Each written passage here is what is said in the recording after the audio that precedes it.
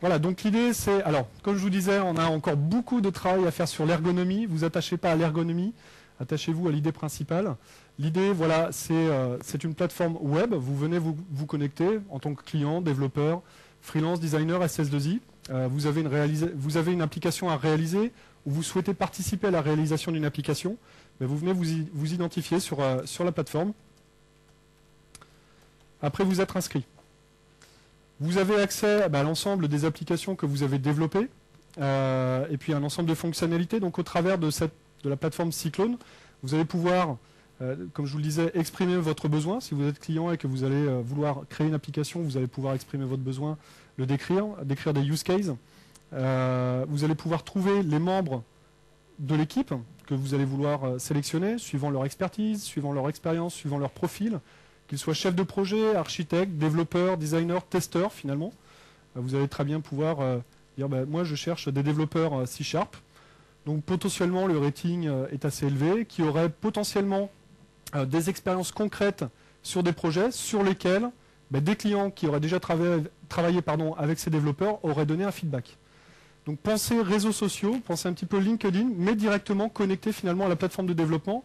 La compétence n'est plus une compétence affichée. Je ne dis pas je suis l'expert Silverlight. J'ai un client qui dit je suis l'expert Silverlight parce que j'ai fait 3, 4, 5 projets sur lesquels en plus j'ai de la référence.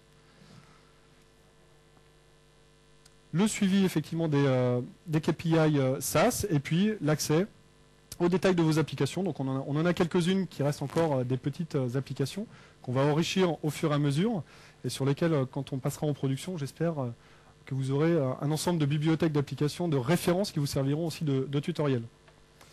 Donc passons maintenant au fameux Smart IDE. Donc l'environnement de développement est réalisé en Silverlight. Il n'y a pas d'installation préalable à faire. Vous avez directement accès à ce fameux environnement de développement. Encore une fois, l'ergonomie va être retravaillée et dans l'effet d'annonce, je vous dirai aussi comment on compte s'y prendre. Et cet environnement est assez classique. On retrouve une sorte de menu donc, qui reste encore à enrichir avec la plupart des fonctionnalités d'édition, les propriétés des applications. Tout ceci est effectivement réalisé en Silverlight. Et ce que je vous propose de faire, c'est une petite IHM, type de réservation de voyage. Allez, c'est le rêve, on est en hiver ici, mais à l'île Maurice, c'est l'été, donc petite IHM pour partir à l'île Maurice, prendre une date et partir voyager.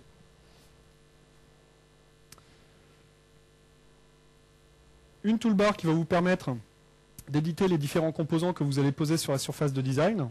Et puis ici, ce que l'on appelle la toolbox, les propriétés, les événements, les ressources que l'on va pouvoir manipuler. Je vais vous démontrer tout ça, notamment par exemple pour les ressources, la possibilité de poser une image directement sur la surface de design, de pouvoir la retravailler, de pouvoir zoomer sur l'environnement de design. Donc comme je vous le disais, WYSIWYG, puisque tout se fait quasiment par la souris. Hop, je vous la montrerai plus tard celle-là. Ici, un ensemble de contrôles donc de base Silverlight. Cette partie-là est tout à fait enrichissable. L'idée, c'est de pouvoir aller chercher des contrôles tiers, des contrôles partenaires. Si demain, Fragistic, c'est partenaire Empower, tout du moins on le souhaite, et vous pourrez trouver ces contrôles-là à réutiliser au sein de la toolbox et à réutiliser au sein de vos applications.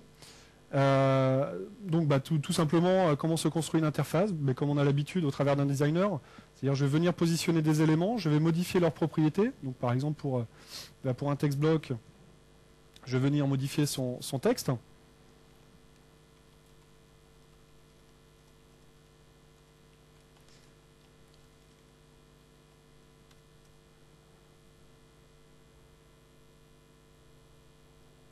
On va pouvoir modifier les différentes propriétés. Ce sont des propriétés pour ceux qui connaissent Silverlight ou WPF que vous retrouvez de manière très courante dans ces deux technologies.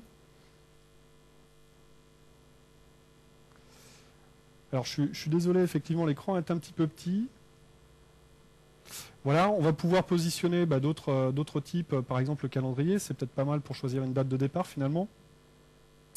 Qu'est-ce qu'on peut prendre un checkbox pour dire si on prend un menu spécial pendant l'avion, on va peut-être prendre aussi le nombre de billets d'avion, pourquoi pas. Donc on va venir positionner un petit texte en amont.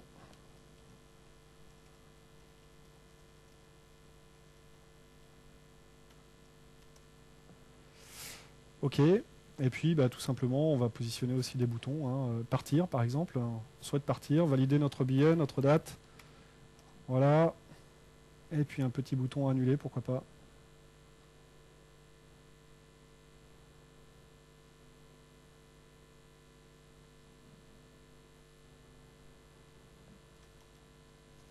Et voilà une première IHM faite avec le designer Cyclone, qui finalement reste assez simple, et que l'on va pouvoir aussi tout de suite déployer sur Azure. Donc ça, c'est le pari que je vous disais, entre 5 et 10 secondes, de déployer cette application-là, cette première IHM. Il n'y a pas de code derrière encore, je ne vous ai pas montré de code. Mais mettons que j'ai envie de voir ce que ça donne sur Windows Azure. Donc allons-y, sélectionnons Windows Azure. Comme c'est la première application, c'est le premier déploiement, je vais choisir mes credentials Azure. Donc sachez qu'on a effectivement des nœuds en production payés pour tester nos applications. Donc on va venir s'identifier sur le connecteur Azure. Et si on compte 1, 2, 3, 4, 5, c'était ça le grand pari. Voilà, on y est. Et on va venir déployer directement sur Azure. Et ce qu'il prouve, c'est qu'on est bien en ligne. On a bien cloudapp.net, qui est bien l'URL de Windows Azure. Donc voilà, très simplement, en quelques minutes devant vous, j'ai conçu une interface Silverlight, déployée sur Azure en quelques secondes, et puis qu'on va pouvoir modifier, redéployer à volonté. Donc c'est ça la promesse du Smart IDE, c'est de vous permettre d'être productif dans le développement d'applications RIA pour le cloud computing, comme je viens de vous le montrer.